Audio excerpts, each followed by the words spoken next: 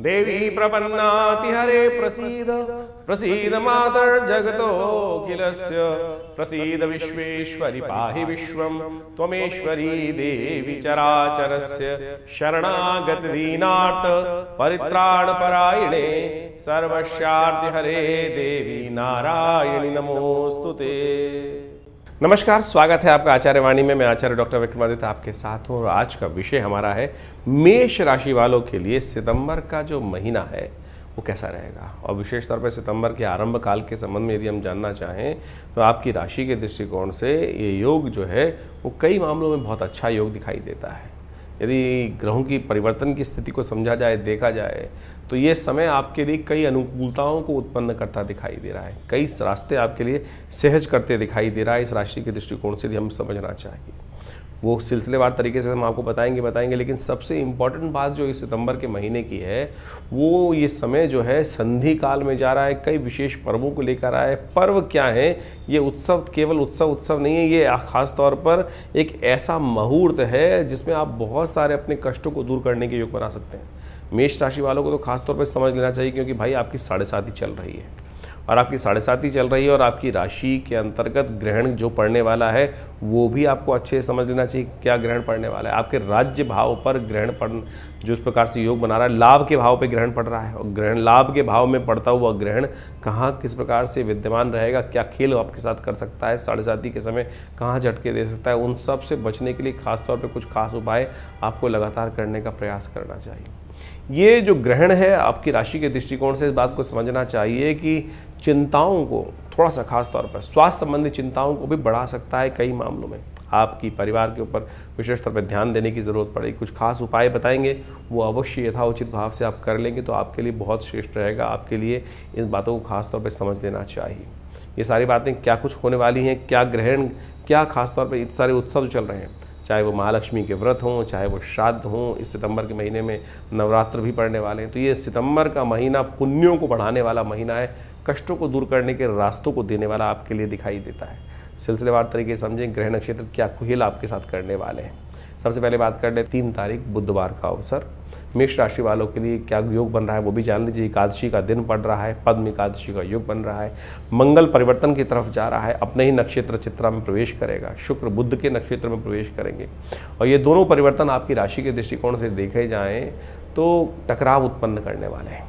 ये टकराव को उत्पन्न करने वाले योग दिखाई देते हैं। अननेसेसरी के टकराव से बचने का आपको प्रयास करना चाहिए। इन दिनों शुक्र थोड़े कमज़ोर निष्फल चलते दिखाई दे रहे हैं आपकी राशि के दृष्टिकोण से, कोई औचित्य नहीं दिखाई दे रहा है इन दिनों उसका, और परिवर्तन करेंगे, ताकत में भी आ जाएंगे। मंगल महाराज ताकत में आएंगे तो शनि के सामने बैठे हुए कहीं ना कहीं तलवारें खड़कवाते दिखाई दे रहे हैं। तो ऐसे में अननेसेसरी एंजाइटी ना बढ़ाएं, शांत, एक चुप 100 को हराएं। ऐसे योग बनने समय आपका जिस प्रकार का है उसको समझते हुए कार्य कर लेना चाहिए आपको। सुंदर रूप से इस दिन व्रत रखें, भगवान विष्णु की उपासना करें। महालक्ष्मी के व्रत चल रहे हैं, विष्णु जी के साथ भगवती महालक्ष्मी की उपासना कर जैसा विधान हमने आपको बताया आरंभ में उसको करने का प्रयास कीजिए। भगवती माँ के श्री सूक्त मंत्र का अभ्यास कीजिए, देखिए कैसे आपके लिए कष्टों को दूर करने का योग बन जाएगा। 4 तारीख बृहस्पतिवार का अवसर, द्वादशी तिथि विद्यमान है और इस दिन वामन जयंती का योग बन रहा है। ग्रह नक्षत्रों के दृष्टिकोण से जो ग्रह आपके लिए परिवर्तन की तरफ गए हैं वो परिवर्तन आपके लिए विजय के योग बनाते दिखाई दे रहे हैं। जितनी मेहनत उतना लाभ गारंटेड। जी हाँ, आजमा के देख लीजिए। 4 कदम तो 4 लाभ, 10 कदम तो 10 लाभ, 10% लाभ। देख लीजिए बस जितना परसेंट जितना चलोगे, जितना मेहनत करोगे उतना, जितनी चीनी डालोगे उतना जल मीठा। सीधा उदाहरण आप समझते हुए कार्य कर लोगे तो बहुत अच्छा रहेगा। स्वाद इस समय में विशेष तौर पर ध्यान रखना पड़ेगा। आपका लाभ कोई नहीं ले जा सकता। ऐसा योग बन रहा है कि बिल्कुल आपका चीज़ें आपके पास ही रहने वाली हैं, इसलिए खुलकर चिंता मुक्त होकर काम करने का आपको प्रयास करना चाहिए। इस समय आपके जो अपोजिशन वाले लोग हैं उनसे भी आपको लाभ प्राप्ति के योग बन सकते हैं। ऐसे योग बनते दिखाई दे रहे हैं इन दिनों। विशेष तौर पर आपको इस बात का ध्यान रखते हुए कार्य कर लेना चाहिए। वामन जयंती है, कोशिश करें विप्रजनों को वस्त्र 5 वस्त्र पीले रंग के वस्त्र दान करने का प्रयास करें, लाल वस्त्र दान करने का प्रयास करें, गुड़ दान करने का प्रयास करें। ये आपके लिए बड़ा श्रेष्ठ रहेगा। आपकी राशि के दृष्टिकोण से ये उपाय बड़े दिव्य हैं, करिए, लाभ होगा। 5 तारीख शुक्रवार का अवसर, त्रयोदशी तिथि विद्यमान है और इस दिन विशेष तौर पर समझें शुक्र प्रदोष का योग बन रहा है और आपकी राशि के दृष्टिकोण से ग्रह योग जिस प्रकार के हैं वो भी आप समझ लीजिए। शुक्र इस वक्त आपकी राशि में, जैसा हमने कहा कि कमज़ोर पड़ रहे हैं, लेकिन चंद्रमा सम्मुख आ गए तो कहीं ना कहीं उनमें थोड़ा बल प्राप्ति करने का योग बन गया। तो ऐसे में आपकी राशि के दृष्टिकोण से जितनी भगवती दुर्गा की उपासना करेंगे, पार्वती जी की उपासना करेंगे शिव के साथ, वो आपके लिए कल्याणकारी योग बने। देखिए प्रदोष बन रहा है, शुक्र प्रदोष। दही से भगवान शंकर का शाम को अभिषेक करने का प्रयास करें, या तो भंग का रस लेकर सुखाया जाता है ना, विजया रस, विजया से भगवान शंकर का अभिषेक करने का शाम के समय प्रयास कीजिए। सांसारिक सुख को देने वाला ये उपाय रहेगा खासतौर पर, क्योंकि यहाँ पर इस दिन शुक्र प्रदोष बन रहा है। सांसारिक सुख को प्राप्त करने के लिए शास्त्र के दृष्टिकोण से, आपकी राशि के दृष्टिकोण से ये खास तौर पे ग्रह योग उपाय है। इसको करिए। गंगा जल से, दूध से, सब प्रकार से भगवान का अभिषेक करना आपके लिए कल्याणकारी योग बना सकता है। बहुत रेयर पड़ता है शुक्र प्रदोष योग, पड़ा है तो इसको लाभ लेने का आपको अवश्य रास्ता निकालना चाहिए। 6 तारीख शनिवार का अवसर, चतुर्दशी तिथि है, और इस बार शनिवार जो चतुर्दशी लेकर आया है वो अनंत चतुर्दशी का योग बनाता दिखाई दे रहा है। मेष राशि वालों, इस वक्त आपको खास तौर पे अनंत फल की ज़रूरत है, क्योंकि 7.5 चल रही है और अनंत पुण्यों से ही आप बच सकते हैं। और इस बात ध्यान रखना, अनंत कर्म, पाप युक्त कर्म करने से फंस भी जाओगे। तो इसलिए कम से कम इतना करना कि गलत काम की तरफ काम ना करना। कोई चोरी डकैती, कहीं लूट लपाट, कहीं भी जो स्थिति होती है, कहीं भी किसी को किसी प्रकार से भी भेद करने के चक्कर में बिल्कुल ना शुभ कार्य करने का प्रयास करना। भगवान का सुंदर स्तवन ओम नमो भगवते वासुदेवाय, इस मंत्र का जप जितना चतुर्दशी है जितना कर सको वो आपके लिए अच्छा रहेगा। इस दिन पंचक प्रारंभ हो रहे हैं, और ख़ासतौर पर जिन लोगों को कहा जाता है कि एकत्रीकरण का काम नहीं करना चाहिए, तृण एकत्रीकरण, लकड़ी एकत्रीकरण, छत डालना, ये सब कार्य नहीं करने चाहिए। इस बात से बचते हुए कार्य करना चाहिए। इस दिन गणेश जी का विसर्जन होगा और 7:30 आप पर चल रही है। आपको खास तौर पर गणेश जी को सिंदूर, हनुमान जी को सिंदूर, और हो सके तो हनुमान चालीसा का पाठ जितना कर सकूँ करने का प्रयास करो। शनि अनंत चतुर्दशी है, ये छोटे से उपाय जो हैं आपके लिए बड़े कल्याणकारी योग बन सकते हैं, अनंत गुना फल प्राप्ति देने के योग बना सकते हैं। वाणी का संयम विशेष तौर पर रखने का प्रयास करना। आपकी राशि के दृष्टिकोण से इस वक्त जो क्रोध में ग्रह चल रहे हैं ना, कई ग्रह, वो कहीं ना कहीं फंसा सकते हैं आपकी राशि में। तो इस बात का थोड़ा ध्यान रखते हुए कार्य कर लोगे तो बहुत अच्छा रहेगा आपके लिए। समझो और फिर करो तो बहुत अच्छा है आपके लिए। खासतौर पर समझते हुए कार्य कर लीजिए। ये जो उपाय बताए हैं बहुत दिव्य उपाय है, इनको करने से लाभ ही होगा आपकी राशि के। हींग लगेगा ना फिटकरी, 2 पैसे के चीज़ों को हम उपाय बताने का प्रयास करते हैं, नहीं तो लोग आपके लिए बहुत सारे चैनल खोल के बैठे हैं और सब दुकानों में कोई अंगूठी बेच रहा है, कोई कुछ बेच रहा है, कोई कुछ बेच रहा है। कोशिश ये करें सरलता से इन चीज़ों को समझने का प्रयास करें। हमने ये विवेकानंद योग आश्रम में इन सिद्धांतों को स्थापित करके ये आश्रम पिताजी ने बनाया हमारे, और वहाँ कोई दुकान नहीं रखी। आज की तारीख में हर जगह कहीं ना कोई ना कोई दुकान, कोई यंत्र बेच रहा है, कोई कुछ बेच रहा है, कोई कुछ बेच रहा है। व्यवस्थाएं कोई ना कोई हर चीज़ लाखों रुपए के नग बेचते दिखाई दे रहे हैं लोग। तो इन सबसे कुछ नहीं होने वाला है। आप श्रद्धा से चीज़ों को समर्पित भाव से पहचान कर करने का प्रयास करें। हम बताने वाले हैं खास चीज़ जो ग्रहण के समय में आपके लिए बहुत उपयोग रहेगी, वो भी समझ लीजिए। 7 तारीख का दिन रविवार का अवसर, और मेष राशि वालों के लिए ये ग्रहण जो है क्या कुछ लेके आया वो समझ लीजिए। 7 तारीख के दिन पूर्णिमा है, सत्यव्रत भी इस दिन रहेगा, साथ साथ पूर्णिमा का श्राद्ध भी इस दिन से आरंभ हो जाएगा। और आपकी राशि के दृष्टिकोण से देखें तो गज केसरी योग बनकर तैयार है। इस समय में ग्रह योग आपके लिए बहुत अनुकूल बनते दिखाई दे रहे हैं। मेष राशि वालों को खास तौर पर कुछ खास बातों को ध्यान देना चाहिए। स्वास्थ्य के संबंध में ये ग्रहण थोड़ा भारी पड़ता दिखाई दे रहा है, अननेसेसरी की चीज़ों को, तो आपको कुछ खास उपाय अवश्य करने का प्रयास करना चाहिए। आपकी राशि के दृष्टिकोण से हमें समझ में आता है अन्नदान, सबसे पहले अन्नदान करने का यथाउचित भाव से ज़्यादा से ज़्यादा प्रयास कीजिए। सतनाजे का दान अवश्य कीजिएगा। देखिए 7:30 भी चल रही है, ग्रहण भी आपके ऊपर आया है इस वक्त आपकी राशि के दृष्टिकोण से, तो समझ लें तो जो योग बना रहा है वो कहीं ना कहीं थोड़ा सा प्रभावी चीज़ों को फंसा सकता है। राहु के साथ चंद्रमा जिस प्रकार से युक्त तरीके से आपकी राशि में बैठे हुए हैं, ये थोड़ा सा कहीं ना कहीं चीज़ों को थोड़ा सा आने वाले 2-3 महीनों में परेशान करने की योग बना सकता है। तो और थोड़ा अपने आप को चीज़ों को शांत करें, ब्लड प्रेशर ना बढ़ने दें, इन सब चीज़ों को, क्योंकि आपकी राशि के दृष्टिकोण से इस वक्त ग्रह योग जो है छोटी छोटी बातों में एकदम बस्ट होने के योग बन जाते हैं। तो उसको मत करिए, ध्यान रखिए। खास तौर पे कुछ खास उपाय बताने जा रहे हैं, वो कर लीजिएगा अवश्य। ग्रहण काल में आपकी राशि के दृष्टिकोण से सबसे श्रेष्ठ ये रहेगा कि आप विशेष तौर पर क्या करें। आप इस ग्रहण काल में सबसे बढ़िया है कि आप हनुमान चालीसा का पाठ करें, शनि स्तोत्र का पाठ करें। भाद्रपद पूर्णिमा के दिन चंद्र ग्रहण लग रहा है और ये ग्रहण बहुत विशेष है। इस ग्रहण को आपको अच्छे से समझ लेना चाहिए, ग्रहण किस कारण से कहाँ पड़ रहा है और किसका प्रभाव किस प्रकार से होगा। ये ग्रहण जो है 3.5 घंटे का ग्रहण है और पूरे भारत में सब जगह दृश्य रहने वाला है। इसका प्रभाव भी बड़ा विचित्र प्रकार से जीवन पर पड़ने के योग बनने वाले हैं। चंद्रमा जिस प्रकार से शनि की राशि में स्थित होकर ये ग्रहण का योग बना रहे हैं, ये पूरी तरह से मन का और जो प्रभाव है वो विशेष तौर पर हर राशि के अनुसार से इसका प्रभाव होगा।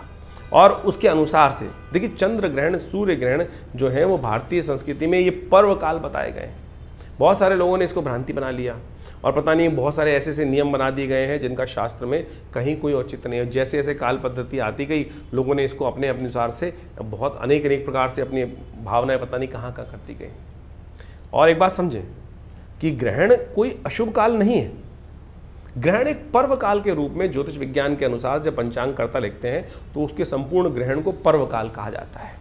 और ये केवल विशुद्ध आध्यात्मिक है, अपनी आत्मिक उन्नति, जीवन के कष्टों को दूर करने के लिए वो काल बताया गया है। इसका प्रभाव लोगों ने इसका अनुभव किया और उसकी छाया जो होती है वो कभी शुभ नहीं होती। इसकी छाया से बचने के लिए अनेक बहुत प्रभाव होता है। हमने अनेक केस देखे हैं।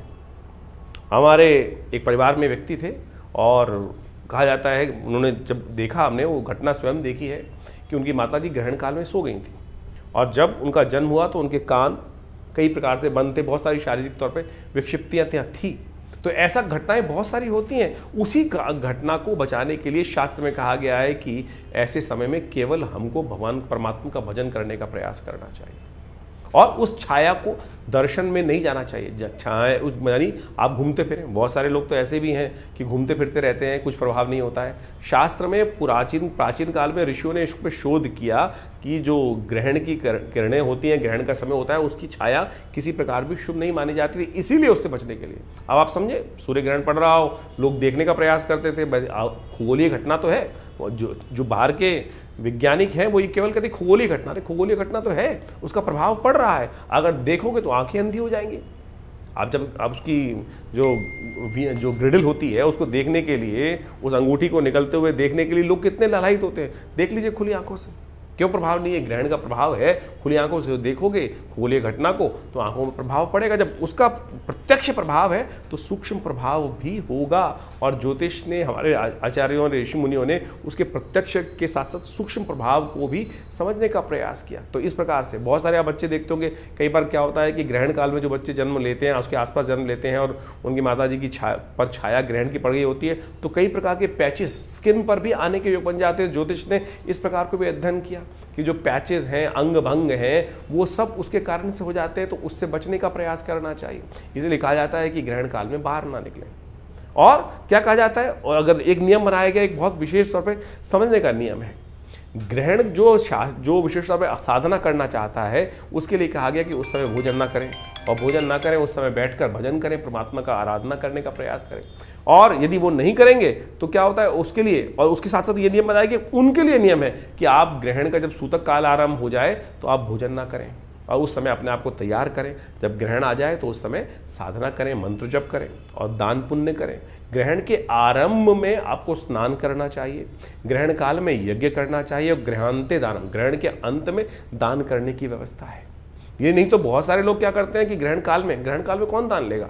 ग्रहण काल के अंत में हमें दान देने का प्रयास करना चाहिए। ग्रहण काल में जो कार्य किया जाता है, कहा जाता है उसका 100 गुना अधिक प्रभाव पड़ता है। तो इसलिए ग्रहण को पर्व कहा गया है। जो मंत्र आप जब साधारण समय में करेंगे, यदि मानसिक तौर पर ग्रहण के समय में उस मानसिक जप को कर लें तो उसका कई गुना अधिक प्रभाव हो जाता है। ग्रहण काल में यदि यज्ञ कर लें तो उसका जो वैसे ही मंत्र जप से कई 10 गुना अधिक प्रभाव यज्ञ के जप का बताया गया, मंत्र के जप का से ज़्यादा 10 गुना प्रभाव यज्ञ का बताया गया है। और वही यदि ग्रहण काल में कर लेंगे तो कई गुना अधिक उसका प्रभाव, 100 गुना अधिक प्रभाव उस कर्म का उस समय में होता है। एक बार मैं कार्य कर रहा था, बहुत सारे एक व्यक्ति ने मुझसे बड़ा अजीब सा प्रश्न किया कि ग्रहण काल में हम तो शारीरिक संबंध बनाएंगे, ग्रहण काल में शारीरिक संबंध बनाने। मैंने तुम नहीं हो, पहले तुमसे भी पहले बहुत सारे हुए हैं, तुमसे भी पहले इस कार्य करने के लिए बहुत सारे हुए हैं।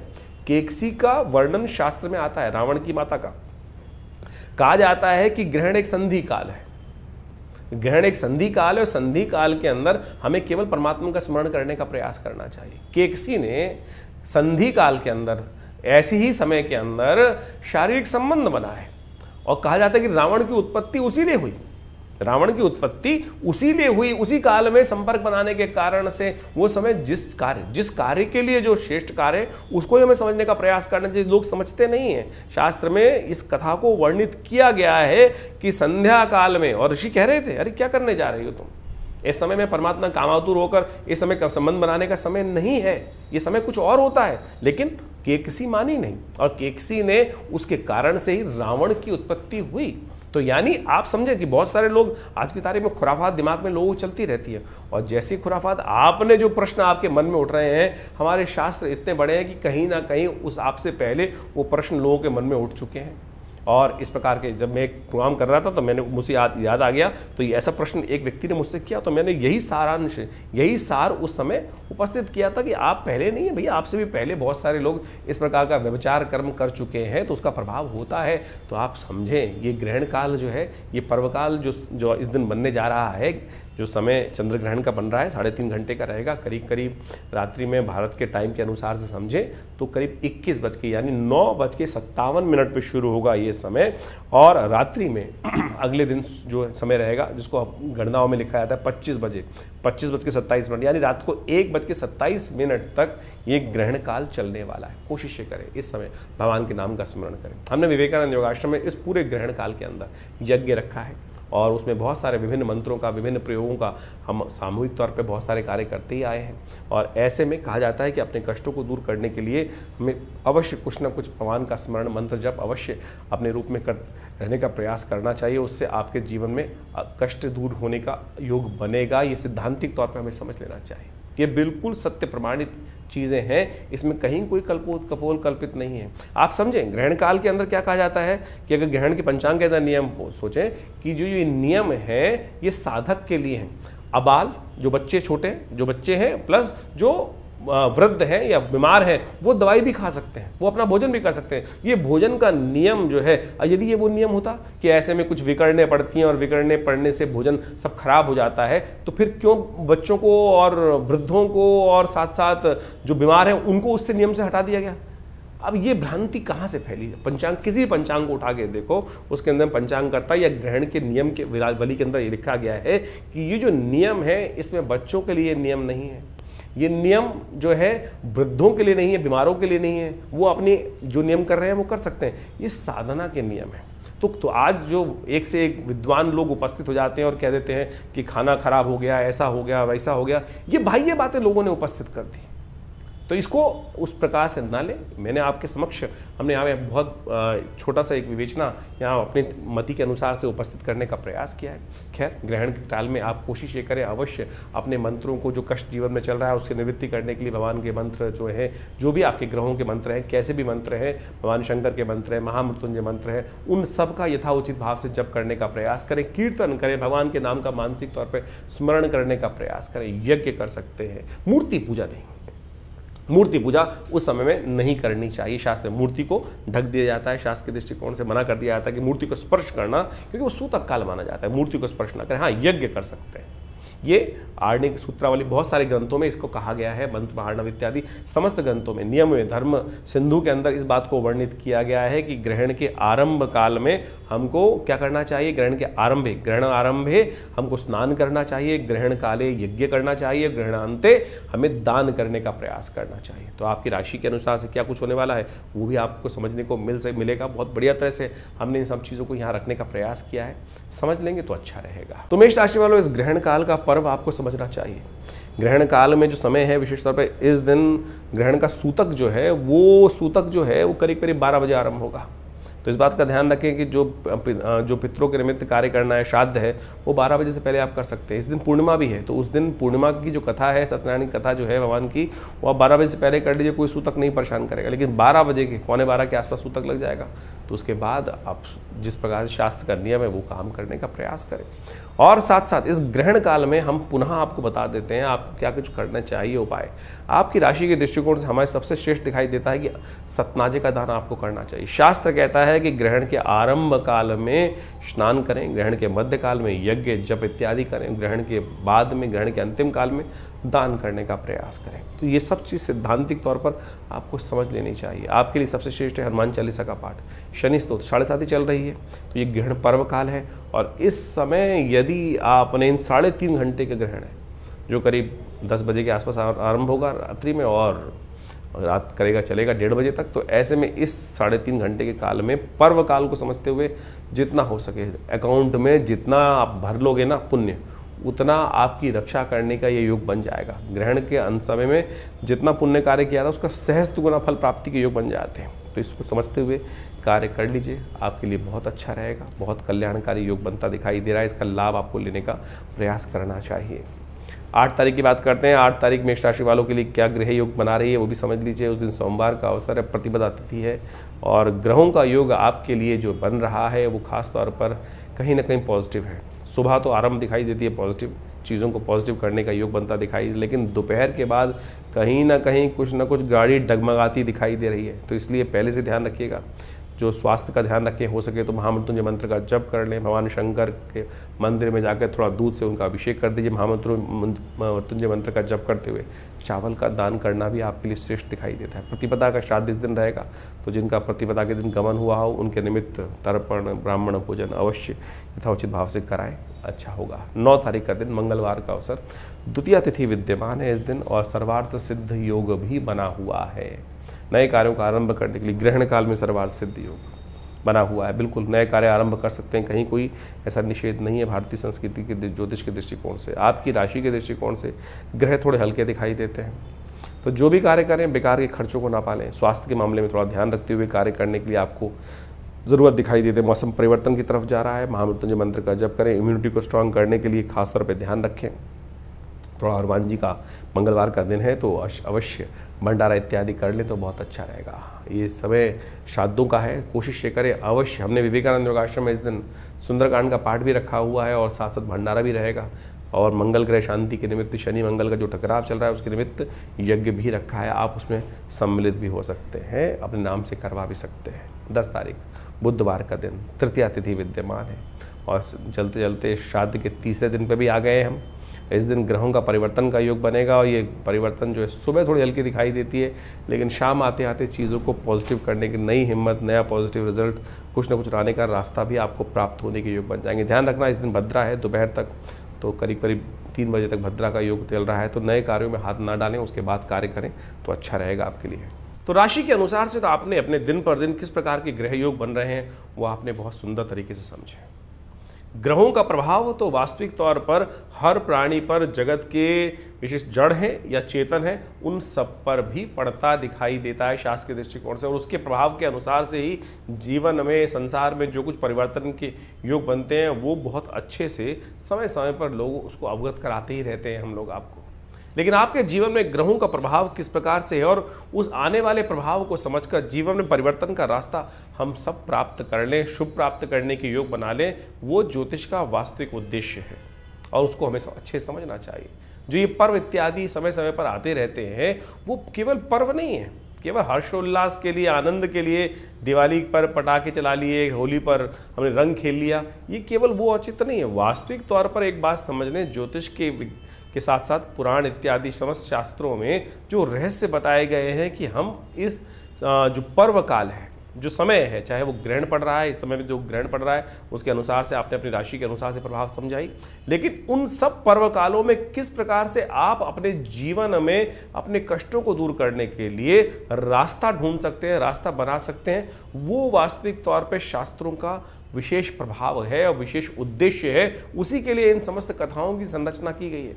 ये केवल इतिहास नहीं है। बहुत सारे लोग केवल इतिहास में केवल आनंद से समय काटने के लिए इन कथाओं का श्रवण कर लेते हैं। नहीं साहब, ये वास्तविक तौर पर हमारे जीवन में उन सिद्धांतों से समझकर अपने जीवन के कष्टों को दूर करने के लिए, समस्याओं को दूर करने के लिए, उस परम लक्ष्य को प्राप्त करने के लिए कि आगे बढ़ सके, जीवन को शुभ कर सके, सबकी सेवा कर सकें, उस भाव को समझने के लिए हमको ये कथाओं के कथानक जो है शास्त्रों में वर्णित किए गए हैं।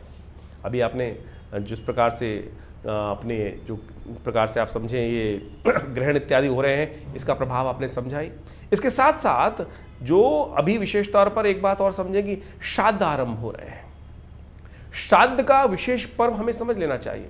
ये श्राद्ध का जो काल है ये विशेष तौर पर हमारे दायित्व का समर्पण है। ऋण का समर्पण है, ऋण से निवृत्ति का मार्ग है। जो हमारा कर्तव्य अपने पितरों के प्रति है उससे निवृत्ति का मार्ग बताता है।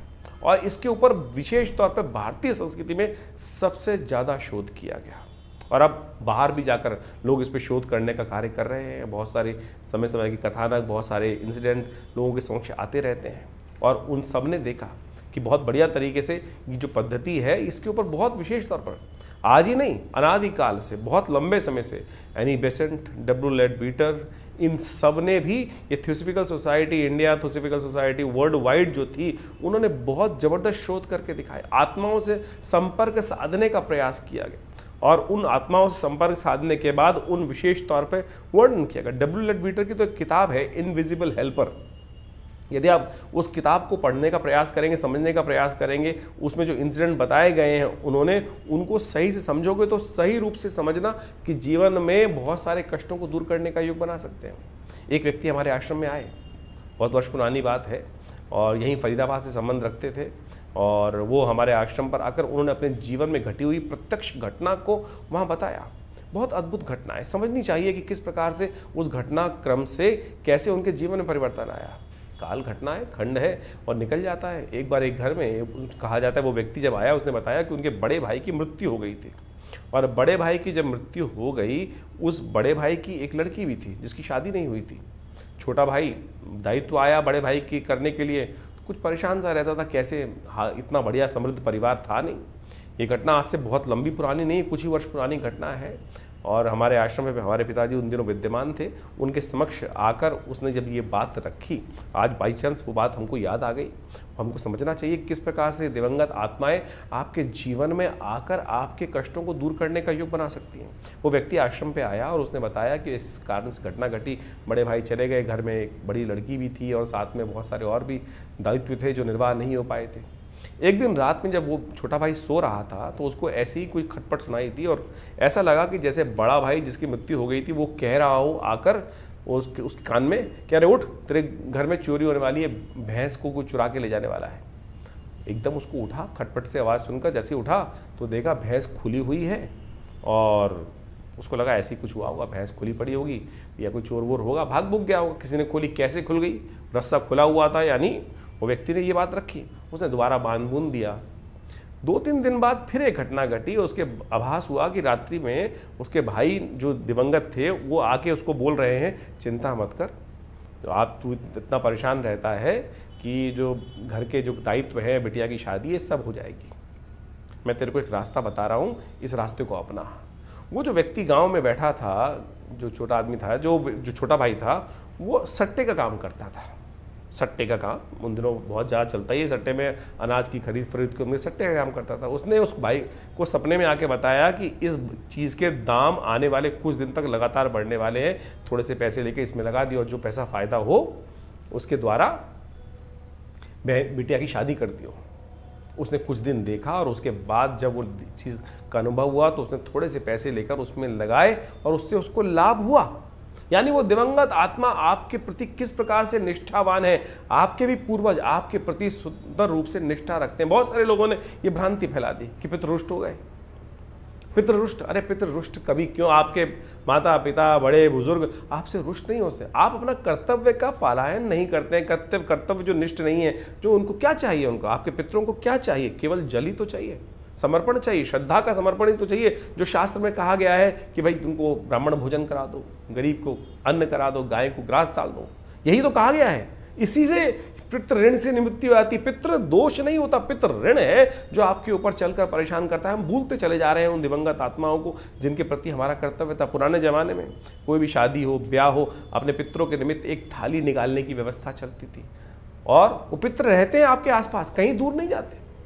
हमारे शास्त्रों में 3 पीढ़ी तक हर व्यक्ति को, चाहे छोटा भाई है, चाहे बड़ा भाई है, चाहे बहन है, चाहे स्त्री है, चाहे पुरुष है, हर व्यक्ति को अपने पितरों के निमित्त वो तर्पण करना, वो भोजन कराना, गरीबों को भोजन कराना शास्त्र में वर्णित है। केवल ब्राह्मण को ही नहीं, इस बात को कि बहुत ब्राह्मण यदि जमा सके तो बहुत श्रेष्ठ है भारतीय संस्कृति में जिस प्रकार से बताया है। नहीं तो किसी भी भिक्षुक को, किसी भी गाय को, बहुत सारे शास्त्र में कथाएं आई हैं कि ब्राह्मण नहीं मिल रहे थे लोगों को तो गऊ को भी खिलाया लोगों ने, और वही कर्तव्य शास्त्र में बिल्कुल ठीक हुआ।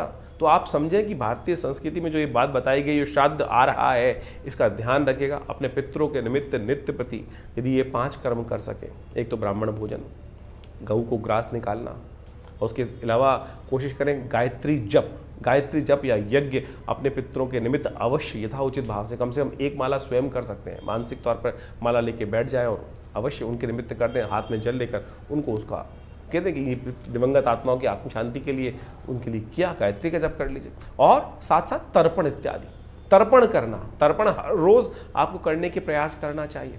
थोड़ा जल लेकर इस पितृ तीर्थ से, अंगूठे से लेकर इस क्षेत्र से, इन पूरे के पूरे जो 16 दिन पड़ेंगे, पितृपक्ष जो आता है, हर रोज अपने जो भी दिवंगत आपको याद है, ऋषि तर्पण, पितृ तर्पण, हमें दिवंगत जो करना चाहिए अवश्य शास्त्र में नियम है, उनको करने का पूरा विधान शास्त्र में वर्णित है। किसी अच्छे विद्वान ब्राह्मण के द्वारा करा देंगे तो बहुत अच्छा लगेगा। तो ये सब चीजें, अभी तो एक बहुत बड़ी घटना घटी, विश्व के एक बहुत बड़े, अमेरिका के एक बहुत बड़े एक्टर हैं, उनके परिवार में किसी की मृत्यु हुई और वो व्यक्ति, जो लड़का था उनका, वो बार बार उनके सपनों में आ रहा था और सपने आके उसको लगता था कि ये स्थिति इसकी अच्छी नहीं है। बहुत कुछ उसने अपने धर्म के अनुसार से, ईसाईयत के अनुसार से करने का प्रयास किया, लेकिन वो बहुत से डॉक्टरों को दिखाया, एक बहुत बड़ा एक्टर है, और उनके साथ वो घटना घटी। और फिर वो भारत में आते हैं और जब कुछ कई साइकोलॉजिकल, उनको लगा कि साइकोलॉजिकल डिसऑर्डर हो गया, साइकेट्रिस्ट को दिखाया, बहुत सारे, जिस प्रकार से कोई रास्ता नहीं निकल रहा था। लेकिन फिर जब भारत में आए और संपूर्ण रूप से तर्पण इत्यादि का जो कार्य जो भारतीय संस्कृति में बताया गया, विद्वानों के द्वारा कराया गया, फिर उसने अपनी ऑब्जर्वेशन लिखी है कि नहीं, उसके बाद से वो समस्या है। तो हमारे पास तो लगातार इस प्रकार के लोग पूरे विश्व से आते ही हैं, और जो पद्धति हमने कराई, जो पद्धति शास्त्र में वर्णित है, वो सब हमने कराई। तो आप सत्य माने, वो जो कष्ट जीवन में चल रहा था, लगातार आत्माएं आके परेशान, अगर आपके सपने में कोई दिवंगत आत्मा बार बार आ रही है, आपके पितरों के निमित्त जो आत्मा आ रही है, और वो किसी अच्छी अवस्था में नहीं है, तो समझ लीजिए कहीं ना कहीं पितृऋण है, और वो अपेक्षा कर रही हैं आपके साथ कि हमको आपके कर्तव्य जो है वो सही से नहीं कर पा रहे हैं। तो उनके लिए गायत्री जप करा दीजिए, गायत्री 1.25 लाख गायत्री जप कराना। और इन श्राद्ध काल, वैसे तो हर रोज़ हमारे यहाँ तो कहा गया है कि हर लड़के को, लड़की को अपने जो पितृगण हैं उनके निमित्त थोड़ा सा तर्पण अवश्य करना चाहिए। नित्य प्रति देवताओं की पूजा करते वक्त जो संध्या वंदन किया जाता है, उसके साथ पितरों के निमित्त तर्पण करना भी शास्त्र में बहुत ज़रूरी बताया गया है, तो आप अवश्य करें। हमने इस पितृपक्ष में आश्रम पर विशेष व्यवस्था करा रखी है कि जो अपने पितरों के निमित्त गायत्री यज्ञ कराना चाहते हैं, या जो विशेष तौर पर उनके निमित्त ब्राह्मण भोजन इत्यादि समस्त कार्य यदि घर पे नहीं कर पा रहे हैं, तो कम से कम अवश्य हमारे आश्रम पे पूर्ण व्यवस्था उनकी रहेगी। अपने पितरों के निमित्त गायत्री जप इत्यादि समस्त जो शास्त्र वर्णन तरीके हैं दिवंगत आत्माओं की आत्म शांति के लिए अवश्य कराने का प्रयास करें, और देखेंगे उससे मन शांति प्राप्त होती है। मन के बहुत सारे भार जो हैं, बार बार इस प्रकार की समस्याओं को ठीक करने के लिए खुद कर सके तो बहुत बढ़िया है, खुद कर सके तो बहुत बढ़िया। अपने पितरों के निमित्त एक घटना घटी, हमारे आश्रम पर आने वाला एक जातक था, और वो खूब अच्छा पिताजी के शिष्य रहे, और खूब अच्छा बहुत बढ़िया पैसा वैसा खानदान में छोड़ के गए। और आप सत्य माने कि उनका एक दिन समय आया, शरीर पूरा हो गया, जब उनकी वार्षिक श्राद्ध कर रहे थे उनके घर वाले, तो बाई चांस वो जो कपड़े थे कुछ हल्के, जिस प्रकार के वो पहनते थे वो किसी हल्के कपड़े लेके आए।